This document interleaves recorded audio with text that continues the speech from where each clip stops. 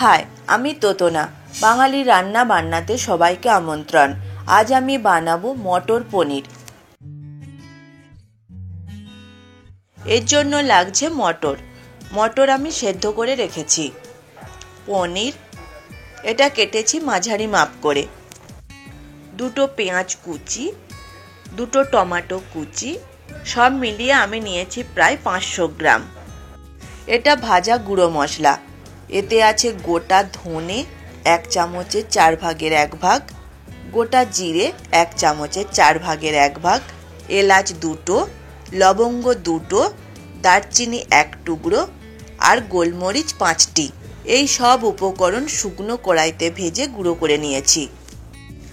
আদা রসুন বাটা 1 চামচ, লঙ্কা গুঁড়ো 1 চামচ, হলুদ গুঁড়ো 1 চামচের 4 ভাগের 1 ভাগ, নুন পরিমাণ মতো, চিনি সামান্য, সাদা তেল লাগছে 3 চামচ আর লাগছে টক দই 2 টেবিল চামচ।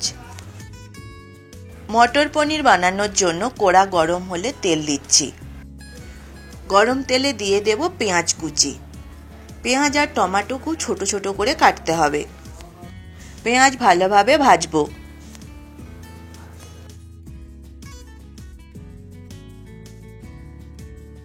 পেঁয়াজ ভাজার মধ্যে দেব আদা রসুন বাটা, লঙ্কা গুঁড়ো আর হলুদ গুঁড়ো। আদা রসুন তেলের সাথে ভেজে নিতে হয়, না হলে আদা রসুনের কাঁচা গন্ধটা থেকে যাবে। এরপর দেব টমেটো কুচি।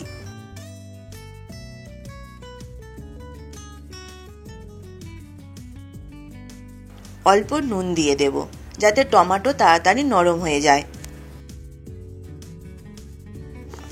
টমেটো সেদ্ধ হয়ে গেলে দিয়ে দেব চিনি। এ সময় টক দইয়ে মিশিয়ে নেব নুন। টক দইয়ে নুন মিশিয়ে নিয়ে কড়াতে দিলে টক দই ফেটে যাওয়ার ভয় থাকে না।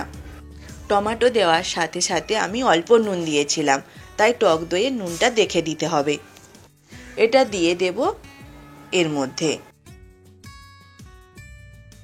এবার দেব ভাজা মশলা গুঁড়ো, সেদ্ধ করা মটরশুঁটি আর দেব পনির। সব উপকরণ 2 মিনিটের মতো কষিয়ে নেব।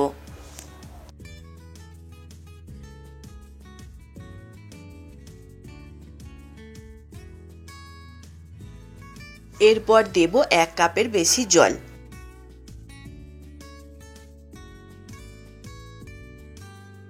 এবার এটা হতে দেব প্রায় 5 মিনিট। 5 মিনিট পর নামিয়ে নেব। তৈরি মটর পনির।